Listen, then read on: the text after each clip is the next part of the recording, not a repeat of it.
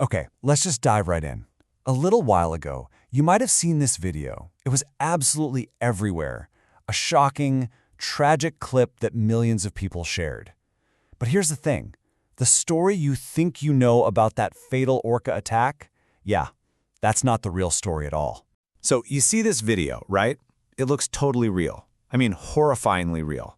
It sparked all this outrage, grief, you name it, all over the internet. But it also brought up this, very modern dilemma. Was what we were all watching a real tragedy or just a super sophisticated digital trick? All right, first up, let's look at the story that absolutely captivated everyone. It was like the perfect storm for going viral. It seemed totally credible, but was also just so shocking and emotional. So this is what people were seeing. And I mean, the video was visceral. You could practically feel it. The screams, the chaos in the water, the pure panic from the crowd, it all just felt incredibly authentic. Honestly, if you were watching this, you'd have very little reason to doubt you were seeing a genuine, awful tragedy unfold. And here's the key.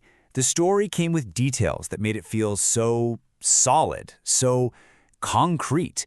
There was a name for the trainer, right? Jessica Radcliffe. A specific event, a fatal attack during a performance. And then, of course, the footage itself. You put all those pieces together and you get a story that millions of people just accepted as truth. But this is where the story you thought you knew just completely falls apart. As soon as fact-checkers and investigators started to poke at it, the entire narrative began to unravel. And I mean fast. Seriously, what if I told you that none of it was real? Not a single part. The trainer, the attack, that shocking video, it was all just a really, really clever and deceptive digital ghost story. Let's break down exactly how it was pulled off. Okay, first up, the supposed victim of our tragedy, Jessica Radcliffe. Investigators went looking for any trace of her. I'm talking employment records, social media profiles, old news articles, anything. And what did they find? Zip. Nada. Absolutely nothing. Jessica Radcliffe, the Marine trainer, she simply never existed. She was completely made up. So what about that disturbingly real video? The one that convinced everybody? Well, it turns out that was also completely synthetic, 100% fake.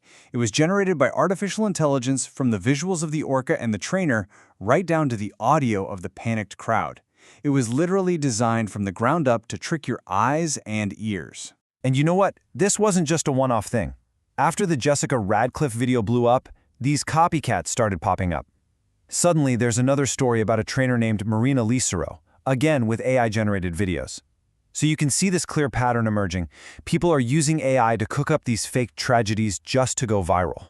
This leads us to a really important question. If the whole thing was fake, why on earth was it so believable? Well, the crazy part is, the hoax works because it was built on the foundation of a painful and very real history. Right? Why did it feel so real? The answer is pretty simple and pretty unsettling. This AI-generated fiction, it was tapping into a deep well of real-world tragedy.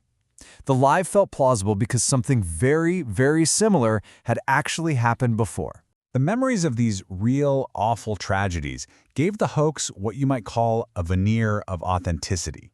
Back in 2010, the veteran SeaWorld trainer Don Brancheau was tragically killed by the orca Tilikum. And just a year before that, in 2009, another trainer, Alexis Martinez, died after an incident in Spain. These are heartbreaking, real events that have stuck with us. They're in our collective memory. And that made this new, fake story feel tragically, horribly familiar. So, beyond just one viral video, what's the bigger picture here? This whole incident isn't just some weird internet story. It's actually a perfect case study in one of the defining challenges of our time. And this case is a perfect illustration of what we're talking about, AI-generated misinformation. This is content that is literally made from scratch to fool you. Its entire purpose is to hijack your emotions, to make you feel shock, anger, sadness, because, let's be honest, emotional stuff spreads like wildfire online. So what can you actually do about it? Well, it really just comes down to 3 simple steps. First, be skeptical. If a piece of content feels like it was specifically engineered to get a huge emotional reaction out of you, just take a pause. Second, verify. Before you believe it, and definitely before you share it, check a few reputable news sources. Trust me, if a real trainer had died, it would be a major news story everywhere. And third, and this is the big one, just think before you share. Don't accidentally become part of the problem. Ultimately, that's the real takeaway here. In an age where seeing is no longer believing, our best defense, honestly, our only real defense, is our own critical thinking. The technology that creates these fakes is powerful, for sure, but our ability to question, to check, and to think for ourselves, that's even more powerful. And that leaves us with this one, kind of scary, lingering question.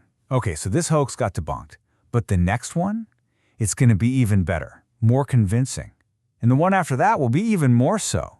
As this technology keeps improving, the challenge of telling fact from fiction is only going to get harder, forcing us all to ask, how will we ever agree on what's real?